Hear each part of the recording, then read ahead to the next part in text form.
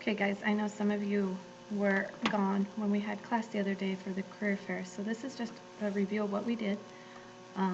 If you were here, you don't really have to watch this because you'll have the notes, but this is a review of what we did. We talked about an isosceles right triangle, and basically that it has special rules. So if these two were congruent, and this is a right angle, this is what we call an isosceles right angle. And when we have that, that means this angle is 45, and this angle is 45. So a lot of times people, instead of calling it a right isosceles triangle, they call it a 45, 45, 90 because of the angles. These mean the same thing. And here's what we learned in class. It's going to be kind of the short version of it. These two sides are the same no matter what. So let's say this side is 8, then this side is 8. Then this side is always 8 square root of 2. Or if I cross this off, let's say the side was 11. Then this side would be 11, and this side would be 11 square root of 2. That's how easy it is.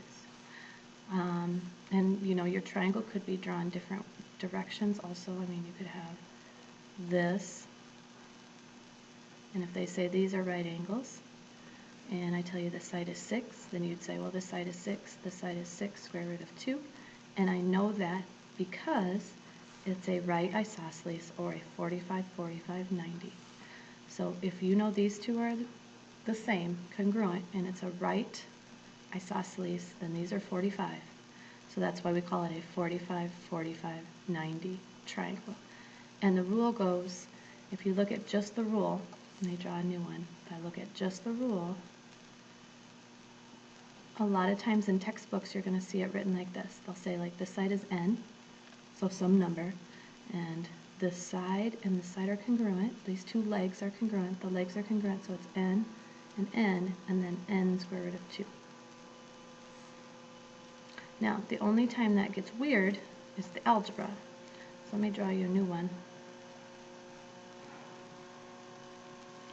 And I'm going to make these two congruent. Let's say this time you know that the hypotenuse is 10. Because usually we're finding the hypotenuse, it's the one that has the root 2 with it. So this one's a little bit weird. This time the hypotenuse is 10. So now you have to do algebra.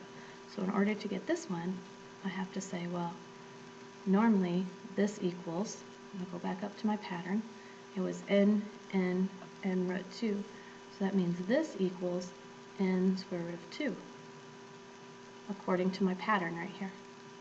So in order to get n, I have to divide by the square root of 2. So I'm going to take 10 divided by the square root of 2. And then you learned in Algebra 1 last year, you can't leave that there. So it's really easy to get rid of. You multiply by a square root of 2 in the top and the bottom of the fraction, so the numerator and the denominator. And I get 10 square root of 2 over, when you take square root of 2 times square root of 2, you get just 2. It's just a rule in algebra. And then you have to think if you can simplify. This one I can simplify. So 10 divided by 2 is 5, so I get 5 square root of 2. That's the answer for this side, which means this side is going to be 5 square root of 2. Okay? So if I look at a different one, we'll do that one again, and I'll show you one more like that. If this side is 6, actually no, don't make it 6. Let's make it 5, so it's odd. So it looks a little bit different. So this side is 5. This is the hypotenuse. It's supposed to go n square root of 2. So that means I have to divide by the square root of 2.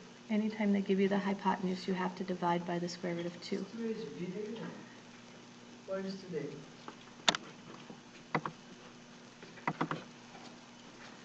So I have to divide by the square root of 2 to get n by itself. So I have 5 over the square root of 2. So I have to multiply by the square root of 2 on the numerator and the denominator again because I can't have this square root in the bottom. So on the bottom it just becomes 2, and in the top, the numerator, I get 5 square root of 2. Now this one's different, and it's an odd number, so 5 does not simplify with 2. So you just leave it like that. You just write it as 5 square root of 2 over 2. And if this side is 5 square root of 2 over 2, that means this side is 5 square root of 2 over 2. Okay, so one other thing we talked about in class is if you have a square, that's where these come from, is a square. So because the square has all 4 congruent sides, if you draw the diagonal in, this one, you get 2 45, 45, 90 triangles, 2 of these special triangles. All right, so that's where it came from. Let's look and see what we have here. These two are just like what I showed you, because they give you the hypotenuse. If you're given the hypotenuse, that's when you have to divide by the square root of 2. So if you're given the hypotenuse, so if I draw this triangle out, these two are here, and I know this is 9. If I know the hypotenuse, that's when I have to say that equals n square root of 2, which means I have to divide by the square root of 2. So I would have 9 equals n square root of 2, and if I divide by the square root of 2, these cancel. And you learned last year in algebra that you can't leave that, so you multiply by the square root of 2. And in the denominator you get 2, in the numerator you get 9 square root of 2. And you cannot, so that answer is 9 square root of 2 over 2. And those are the tough ones, okay? But if you look at any of these, I'm not going to go through all of them, but this is kind of the stuff that is on Canvas for you to complete. All right. If you have questions, come see me before or after school, and then we will review this stuff when we have class again on Monday. Have a great day.